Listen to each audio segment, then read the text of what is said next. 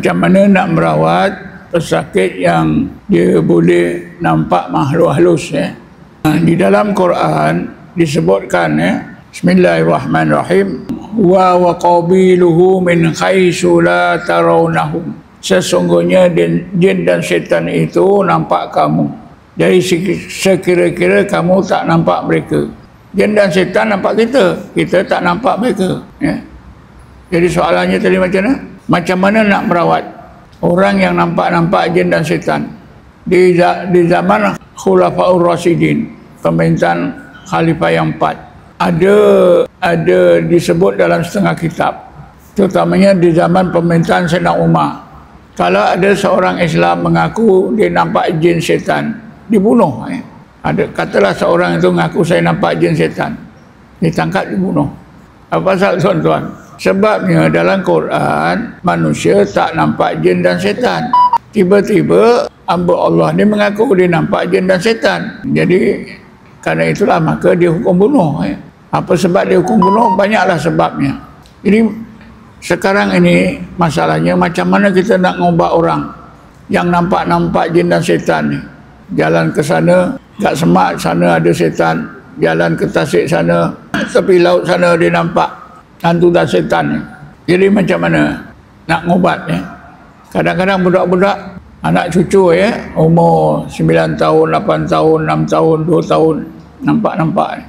Bila seseorang manusia tak kira umur ya, nampak jin dan syaitan, berarti di mata orang tersebut, di mata manusia tersebut ada jin dan syaitan.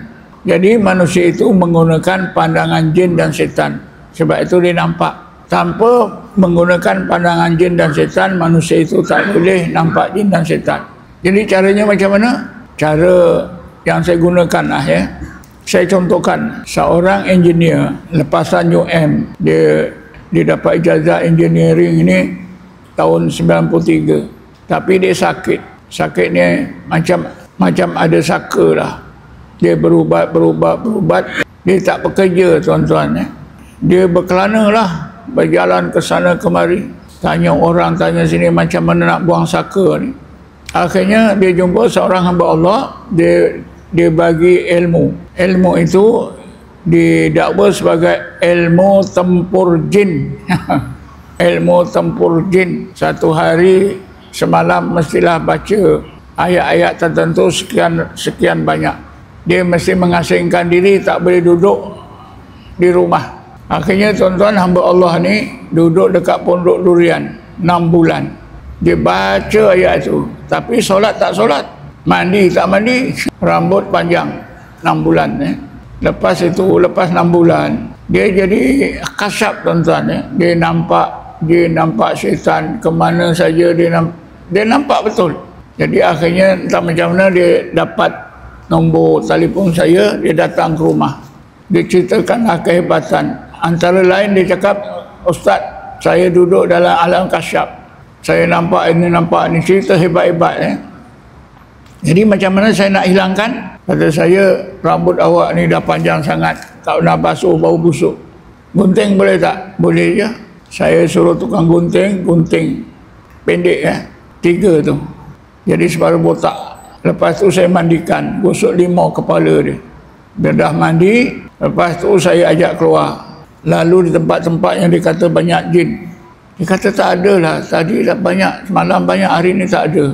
Saya kata jin yang awak guna melihat alam jin tu dah keluar dari badan awak. Bila saya mandikan, saya gosok limau, dah keluar, tak ada lagi dah. Barulah dia tahu. Ini salah satu cara ya, dimandikan. Selain daripada itu, selain daripada mandi, sembur mata. Semburan mata ni saya fikir jarang orang guna. Saya semburan mata ni saya guna. Lada hitam kita kisar, kita blend jadi tepung. Masukkan dalam gelas sikit, satu sudu kecil tu. Masukkan air Yasin ke air yang kita baca ke. Lepas tu masuk ke dalam mulut. Pesakit itu suruh baring, celikkan mata, lalu sembur kedua-dua mata. Sembur saja, pesakit itu biasanya menjerit.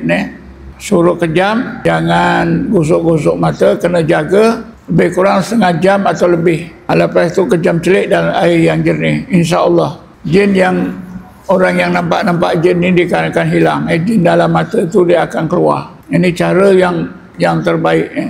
Jadi cara mandi, cara sembur mata. InsyaAllah jin itu akan keluar dan orang itu tak akan nampak lagi alam jin, alam setan. Tuan-tuan boleh buat. Siapa saja boleh buat. Cuma nak beranilah. Ya.